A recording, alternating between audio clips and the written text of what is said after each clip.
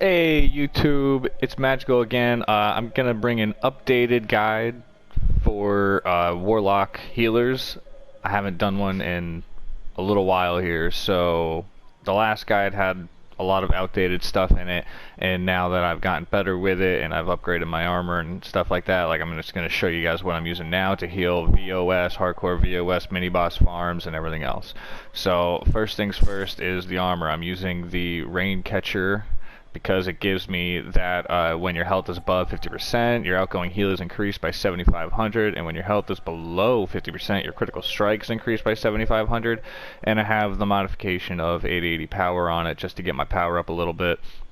Then I'm going to use the raiment or whatever.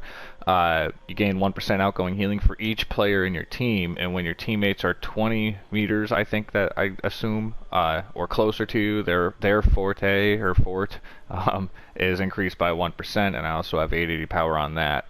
I'm going to use the Forest Guardian's Restoration Braces here just for the 562 outgoing healing, so I get 500 accuracy for each enemy you are engaged in battle with, but I mean, I'm not really ever worried about that too much, but I have 880 power on that too. I'm using the Fairy Steps, so when you have no teammates within 30, your movement speed is increased by 7%. When there are teammates within 30, you gain 4,000 power with another 880 power on top of that. All the power things just to kind of make it a little bit higher because the power is lacking a little bit, but I'll show you what I do to combat that. I'm using the Mastercraft weapon reset for the Warlock, so that way I can easily get just the 2% outgoing damage, 2% outgoing healing, and the negative 2% incoming damage, and it can stack up to 5 times, so I can get easily 10% when we run a full team of Mastercraft. It works wonders. For my artifact set, I am running the Star Shard Choker for my next slot. I'm running the Twinkle of the Stars for my waist, and then to complete the set, I'll be running the Sparkling Fey Emblem, which when you combine all of them, I'll gain up to 10% additional damage or healing based on the difference between the hit point percentage between the player and the target. I find this actually better for me than the Tiamat set. I know the Tiamat set just gives you an extra, I think, 5% outgoing healing, but I don't really need that because I'll show you how I cap everything when I'm in a dungeon, and I don't need the extra 5%. Right now I'm using the Diamond Ring of the Smite for the 3900 crit severity. I don't really care about the 10% damage against the undead because it's not really affecting me that much at all. The other ring, I'm Ring of the Brutal Fiend, +5 for the crit severity and crit strike, and every 30 seconds I'm gaining 7,500 power for 10 seconds. So now I don't have an armor kit on this one, or a ring kit, but on this ring I do have the combat advantage because every now and then I'll swap to my DPS build, and I'll be doing a video on that as well. And I also have an Oathkeeper Paladin build coming out as well soon. So my shirt, I use the Withered Wood Assault shirt. Not really too much, but when you damage or heal your target for more than 15% of maximum hit points in a single blow, you gain 1% action points, and I usually heal people for more than 15% of my maximum hit points. And then the pants, just same deal. So my movement speed is increased by 5%. And I also use the Book of Vile Darkness as an artifact for the power crit severity. I use the music box for the power crit severity, and then I use the knives for crit severity, crit strike. Now in each enchantment slot, I'm using the Dark Enchantment in all my utility slots. Dark Enchantment rank 15 for the 300 fort, and a 180 combined rating. Every utility slot, I'm using that. And my armor here, I'm using the Tactical Enchantment just to get a little bit of awareness here, just for VOS hardcore if something comes up and hits me from behind or something like that. And a Bark Shield. It's only rank 7, but I'm not too worried about it. I never have any issues. For my offensive slots, it's Assassin's rank 15 for the crit strike, and also I use one Tenebrious. Right here I'm going to use Assassin's rank 15 in the offense, and defense is a brutal 14. I got to swap that out to a 15, but I never got around to it yet. Oh well. Here I'm using Azure for the crit strike in the offensive slot, and both of these are assassin rank 15s in the ring, so both defensive on there and both defensive on here, both for crit strike, accuracy, combat advantage. At my waist, I'm using assassins rank 14 for the defensive slot, and Azure for crit strike on my shirt, and then Azure for defense on the pants. So, now my powers. So I use Eldritch Blast as my regular just R2 ability. This is for PS4, so left click or whatever on PC. And I don't really use Soul Reconstruction that much. I really just use the R1 ability on here for that, for healing mostly, so I'm not too worried about it. Bosses like Lair the Mad Mage or something where I need to help do a good part of damage, I'll use Vampiric Embrace so that way I could heal who's next to me plus do some damage. But for the most part, I'm honestly just using Revitalize because, I mean, if you do the feats properly, you'll get an extra heal magnitude and a heal over time. So I'm going to use Revitalize for this. I mean, I do use this more than Soulstorm.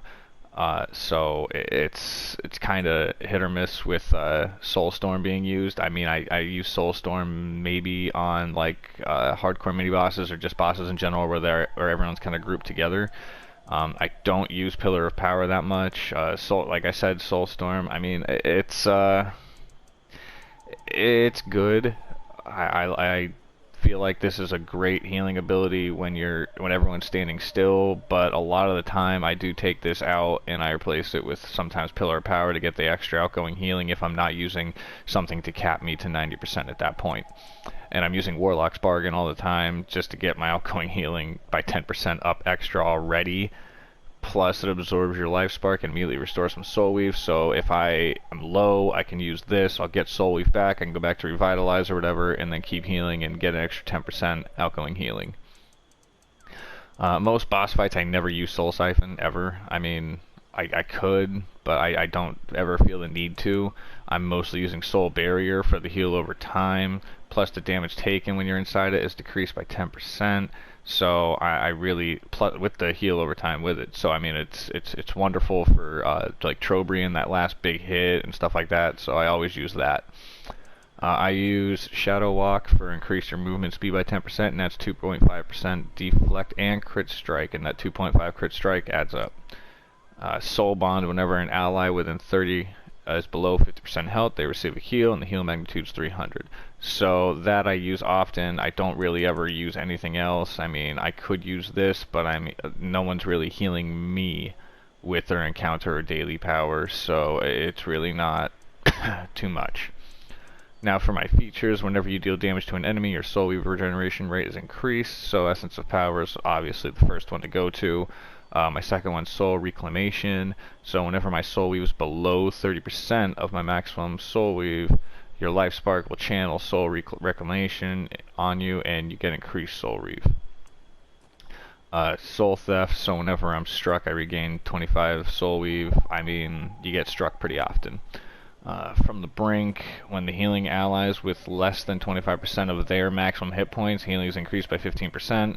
Doesn't happen too often. I don't really let them get that low, but on the time it does, that comes in handy. And then this one, Revitalize, Soulstorm, and In Spirit now bestow a heal over time effect, which is wonderful, so that way if I top someone off, I don't have to worry about healing them instantly again if they get hit, because they're going to have a heal over time and they're going to keep on healing. I don't have every boon for campaigns, but I always have the power maxed, and I make sure that I have crit severity and crit strike maxed out, and I go for the hit points and the movement speed. I don't really care about my combat advantage, or I mean, I started on my accuracy on here to get there, but tier 5 I choose add 1% fort, and Blessed Touch adds 1% outgoing healing per rank. And then up at the Master Boon I gain the 3 for Blessed Advantage, because I mean, apply a heal over time you have a chance for, and rank 3 reduce the recharge of abilities by 5% per rank. I mean, it's well worth it. Companion wise, I'm using the Polar Bear Cub. I mean, he gives me great great bonuses, and I don't really need a fighter companion, so I'm not too worried about it. Now sometimes I will swap him out with Zuna if I just need some extra damage to help my teammates get through an issue or something, but other than that, I don't really worry about it too much. Mostly it's the polar bear cub out, and it's well worth it. Gives me the extra power and everything, so. Companion equipment, I'm using the Ivy Grown Grimoire, the companion, for the crit severity and combat advantage with crit severity runestones. Again, same thing. Crit severity, combat advantage with 20% damage, but I am going to swap the 20% damage out for other things. And then last one, crit severity, accuracy. With accuracy, recondite, I'm going to swap those out too, I think, and I'll send those to a DPS class, or I'll just keep them on here for this DPS rotation. My companion bonuses are the Baby Deep Crow's Presence, so I get the 7.5% power. You got to get that power up. And then the rest of them are the Baby Polar Bear's Instincts, the Radiant Insight, the Quickling's Wisdom, and the Cell Sword's Distinct, just for the 3.8% outgoing healing bonus when they're at Mythic level. Under Mythic, I think it's like 75%, or 0.75%, then like 1.25%, and it goes up slowly like that. Mounts, I just have them. I don't have any Mythic Collars because I don't really care too much to get them right now. I know they probably help a lot, but Berserker's Rage I use for when my AP are 90% full, I gain 2500 crit strike. I use Warlord's Inspiration, so my Summon Companion does more damage when it comes to like me pulling out my Zuna or so forth. And then when I use a Mount Combat Power for Cavalry's Warning, I receive a buff to all my ratings, another Berserker's Rage, and then when your companion attacks, you gain critical severity and defense. Again, for the Zuna, it's wonderful. And all of my insignias pretty much give power and fort, or power and crit severity, or crit strike. Like, I always just power, crit severity, or crit strike, and those are the only kind of insignias that I use. My combat power is Grand Inspiration, which comes in phenomenal timing half the time, because it gets me, adds 13 fort to my allies, and also as a healer I get 13% outgoing healing, and DPS, if I were to, I'd get 13% damage, and if I was a tank, damage resistance. It's a wonderful one, but most of the time, I mean, when it comes down to it, if I need to have a debuff, I'll use the Bat Swarm or something else, or if I'm DPSing, I might use Tunnel Vision. It varies. So that's pretty much what I'm using all here, and without any kind of buffs right now, these are my stats, 52,000 item level, but for these I did just put them all in Wisdom and Charisma. I could have done Wisdom and Dexterity, but I wasn't too worried about Dexterity. I wanted that Forte up, and my Forte is at 57.9%. So right here I have 691,000 hit points, I have 5,800 damage as a healer, and 52,000 item level. So my power is at 64.5, but it's over cap, and I'm a little over 1,000 over. I'm not worried about my accuracy or combat advantage, but my crit strike and crit severity are both at 70, which is phenomenal there. I only have a little bit more to go, like 30% more to get them maxed out, or 20%, sorry. Just woke up here. And then my Forte, 57.9, which gives me that Soul Weave regen and crit strike in my critical awareness, which I don't see critical awareness anyway, but it might just be critical avoidance, or maybe just awareness. I would assume awareness because it's 55.5%, but you know, you never know. And then my outgoing healing with no buffs or anything is at 70.2, which I could up that another 3.8% if I want to change out a companion for another healing, but I want that 7.5% power, so I'll show you how I cap this. It's only 20% away from being maxed out. So the power wise, since it's only at 64, I eat one watermelon sorbet, and then it's at 74.5, and then plus with all the bonuses that I get in bosses and dungeons and stuff like that, it goes up even higher. So then that's already phenomenal heals right here. And now since the power went up a little bit, my outgoing healing should be going up once I do, well, I can't really, not in battle right now, so I can't show you the buffs, but I will go into a dungeon and I will be showing you guys what it's like when I get full capped out with healing when I'm in combat. So I just went to the training dummy here just so I could show you guys a little bit about what I'm going to do here. So with when I use everything that I need to, and then there's the mount power, and I'll use my artifact power. I mean, I'm at 76, 80 crit, 71 crit severity, and outgoing healing's at 85. And plus, with the Mastercraft weapon set, it's even higher than that. So, it just works out wonderfully, and I pretty much cap that out. Now, I do actually cap it fully when I will show you here. Well, once you use Warlock's Bargain, I mean, that gives me another 10%. And I'm at 80, and then once I use my mount power, boom, I'm at 90. So, and I'll show you that in about 22 seconds here, how you can, how I combine them both and just get awesome heals. Just gotta wait for the cooldown on the mount.